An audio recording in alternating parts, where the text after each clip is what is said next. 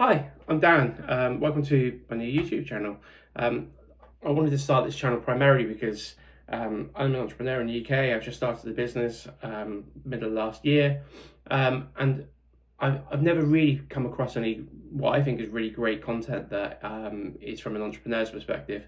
They're sort of really raw, grassroots level, and people that are building their business up. I've never really seen that, so I wanted to start something both for that purpose, to serve the purpose of helping people that are thinking about becoming entrepreneurs and thinking about starting businesses. I can share a little bit of journey about challenges I faced and how I've overcome them and whatever else.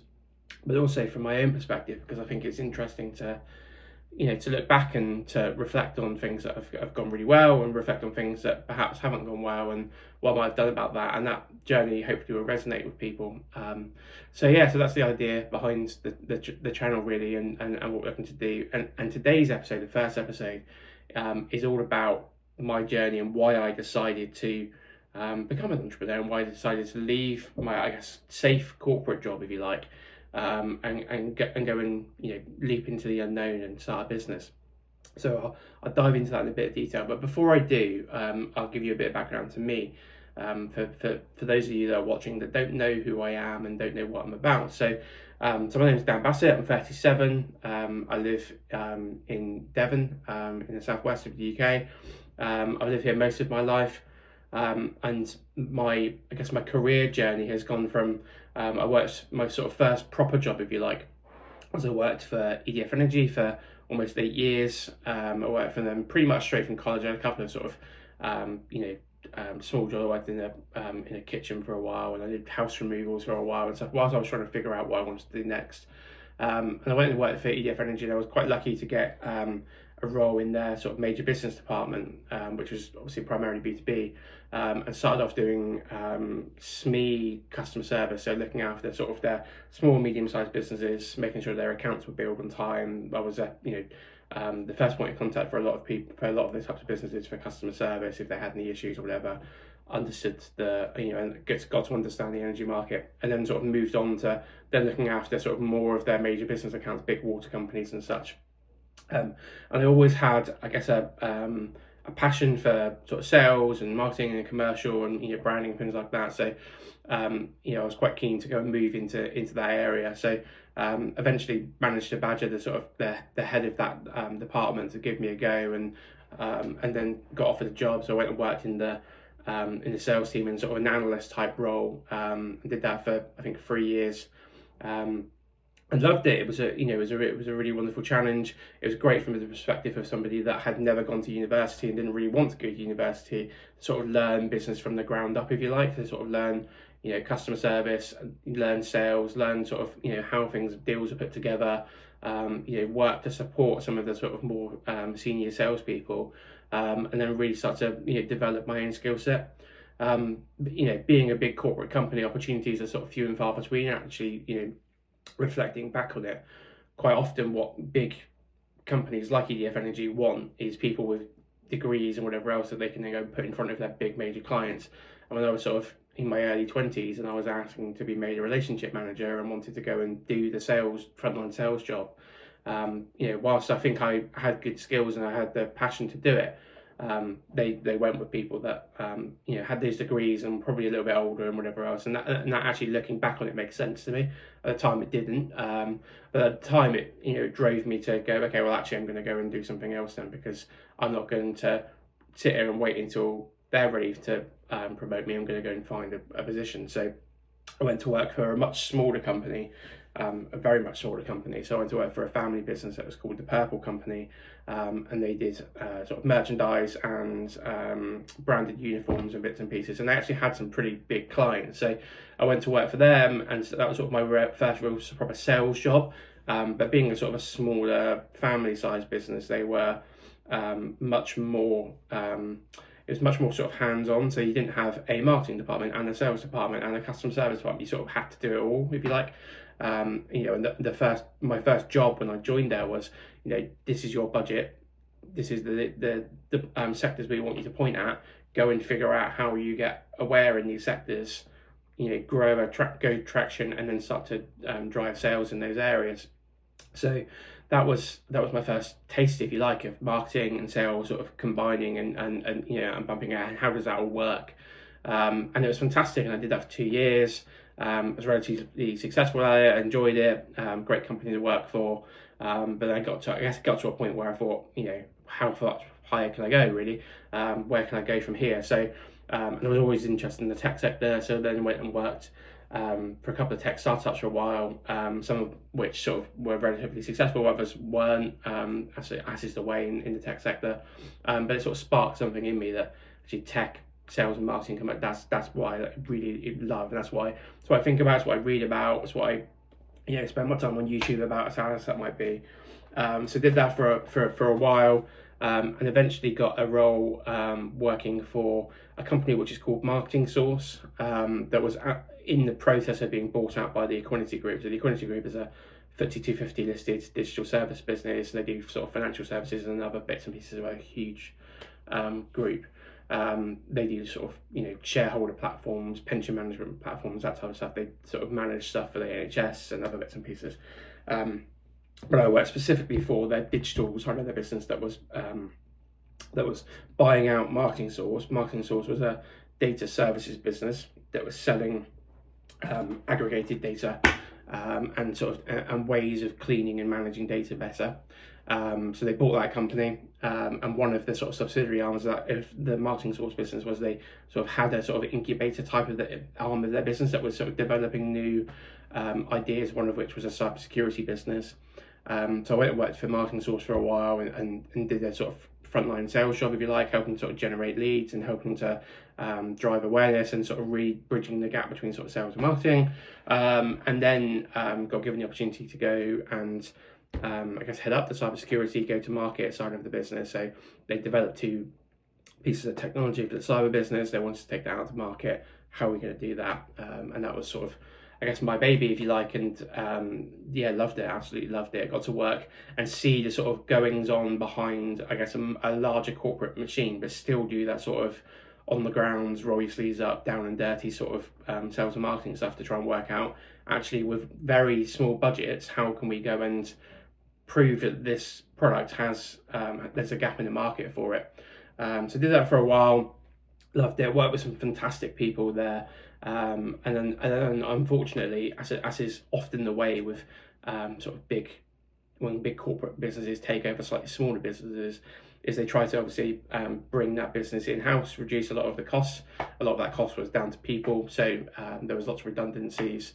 I survived a round of those redundancies, and then the second round I was made redundant. So that was a turning point for me in did I want to continue down this path of always doing sort of sales and marketing hybrid roles and sort of being in between, and not really having a specific niche or focus area, or did I really want to, or did I just want to follow a particular passion? I loved marketing. I always have. I've always been one of those people that's like watched adverts on TV and been like, that's clever, that's funny, that's tugged the heartstring. I get why they're saying it that way or why they've used that or whatever. So yes, I wanted to do marketing. I was put in touch with a guy that was just starting a business up, who was the brother-in-law of the CEO of a company that I worked for before, which is a really great, I think, life lesson for people, which is actually like sometimes you don't need a CV, sometimes you just need good relationships with people and just to keep being a good guy no matter what's happening around you. So I went to work for IMP Software. So they offered me the role of head of marketing, which was fantastic because it allowed me to then go and follow my passion, but also do that thing of, this is a real proper startup. It was sort of 4 other people when I joined the business. It was 2 co-founders, Will and Dave, and then there was Simon who had the customer service side of things, and Kaylee who was doing sort of projects, implementations, and then me. And it was right at the beginning of COVID, so it was very scary, but we sort of quickly worked out what was going to work and what wasn't going to work from a marketing perspective. And whilst COVID was going on, business still had to operate and we still had to drive money. So it was a really good life lesson. So I did that for 4 years, and loved every second of it. It was a brilliant culture. It was a great company. It was a great opportunity for me as well to, develop my skill set as a leader and as a marketer and whatever else. And towards the end of that 4 year period, I got to the point where I thought, actually, how much further can I take this? This is a great business that's going in a great direction. They're going to soon be 100 people, and then they're probably 150, and then they might get bought out by somebody. Who knows what might happen in the future with that business. There's so many different avenues that they could potentially go down. But do I want to be a part of that anymore? And my role was changing very much from actually being the guy that was doing the marketing and coming up with the ideas and implementing them, to actually the person that was just approving things and challenging the people in my team to think about things slightly differently, or bring people together, or project manage, or whatever else. And it was a very different role. And I decided at that point that it was right for me to sort of step away, because I think I wasn't as passionate about it anymore. Business was going grey guns, and it wasn't fair to the people that I brought in, or to the people that were employing me, to continue doing that if I wasn't super passionate about it. So I decided to step away from the business at that point, which was I think it was a really scary decision at the time, because I still, looking back at it, I think it still is, because you still you look back at things and you think, God, this business, it was amazing. It has got a great culture. It's fun to work with. The people are brilliant. Why did I leave? But I left because ultimately I wanted to scratch that itch, and that itch was always been in the back of my mind of, you're going to start your own business at some point. When are you going to do it? What are you going to go and do? And it'd been bugging me for 12 or 18 months or so that actually B2B marketing is pretty awful in the main. There are some fantastic examples of it, and there are some great businesses doing some really wonderful things, but most of it's pretty ordinary, and most of it's pretty safe, and actually most of it talks to just the sort of 5% of people that are in market, and it's very sort of sales orientated, if you like. And that sounds a little bit counterproductive, because if you think about marketing, its role is to drive revenue, obviously, and I would definitely never ever say to anybody, ignore that side of things. Don't ignore the people that are in market. Let's just focus on everybody else. You have to do both, of course, but most businesses were completely ignoring 95% of people that were going to be in market at some point in the next 12 to 18 months or so, let's say, but weren't ready yet, and they needed to be nurtured, and they were just focusing on how can we sell to the people that are in market now. And I think you always have to do both, and that's been my passion, if you like. That's what I was sort of super keen on IMP, and that business was really successful. We did a lot of really focused things on how can we make sure that we've got really amazing content that people want to engage with, just because they want to engage with it, not because we're trying to lead them down a path and sell to them, but how can we put in front of people great research, great web content, we put together a YouTube show, we put together a award, those sort of things. How can we do that type of thing just to facilitate conversation, that it hasn't got any other, there's no other drive behind it. We're not doing this and then saying, oh, because you've read our white paper, now we're going to phone you every day because we think you're a sales lead. While stuff like that does happen, that wasn't the primary aim of it. So I think that side of what I like to call brand first marketing, which is try and put your brand in front of people in a way that makes sense, rather than in a way that is just because, hey, we want to go and sell you this widget or this tool. I think that should be the primary aim of any business, is how can you orientate around your market, and how can you drive conversation about the things that they're concerned about, and help them fix those challenges and be there for them when they need you, rather than just being there because you're trying to sell them something. Because ultimately but then it always just becomes a relationship of, actually, okay, we'll call you back. We're not interested in speaking to you guys right now because all you're trying to do is sell to us. But if you're the former, and if you're actually trying to drive those conversations, and you're you're adding value to the mix, the people will really be interested in talking to you, and they'll be interested in talking to you not because you're trying to sell them something, but because you've got something interesting to say, and because you're adding value to their day and to what they do. So that was what we tried to do. And that was sort of my pain point, really, is that businesses aren't really doing that. There are some that are doing it very well, like I said, but in the main, there aren't really businesses that are doing it very well. So I started Brandtail with a view of doing that, being a bit more brand focused in B2B, because I think that's missing. I think if you look at our our colleagues in B2C, if you like, if you look at the likes of, I don't know, Red Bull or something like that, they spend so much money on brand and on being aware, so that people know who they are, because they're in a really, they're in a really busy marketplace. So So yeah, so I think those two things are, are a success, and that's what Brandtail was born to do. So I started the business last summer, last July. Originally started it with a co-founder who was called Scott, still called Scott.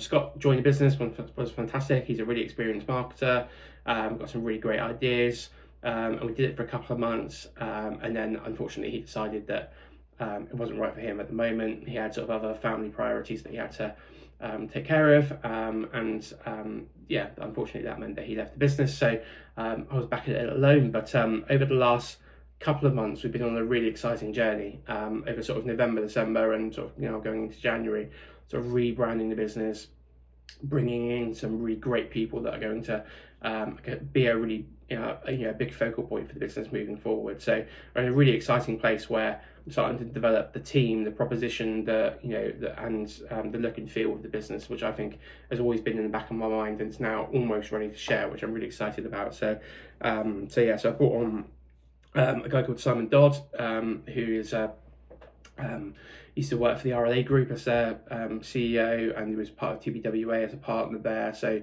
really experienced sort of agency guy, and he's helping sort of behind the scenes, helping me develop the business and helping develop the strategy and whatever else. So he's playing a really pivotal role, as well as a guy called Kelly Finnegan. So Kelly's a creative director, super talented guy. He's helped us sort of visualize really what we were trying to do as a business, and it's really helped us sort of develop that proposition and turn it into something that makes sense. So Kelly's wonderful, so he's going to play more of a part of the business as we move forwards. But yeah, so those are the sort of current challenges. That's who we are, why I started the business, and the channel, if you like. So this channel is going to be more and more about those types of challenges that you come across as a business, week to week, day to day, what that looks like, why sort of going from being an employee to being an entrepreneur is such a big leap, and why you have to be prepared to wear so many hats, what that looks like and everything else. And I will try and keep it as sort of no frills and as raw as possible, just so that people can play along. Please, by all means, if you're interested in this type of thing, it's a cool thing to say is to subscribe and whatever else, but please do subscribe to the channel, because it helps me know that people are interested in this. Please comment if you think, okay, that's interesting, I'd love to know more about that. I'm happy to put some thoughts together and share some more of those types of ideas. But yeah, lovely to share those ideas, and I hope to speak to you all soon.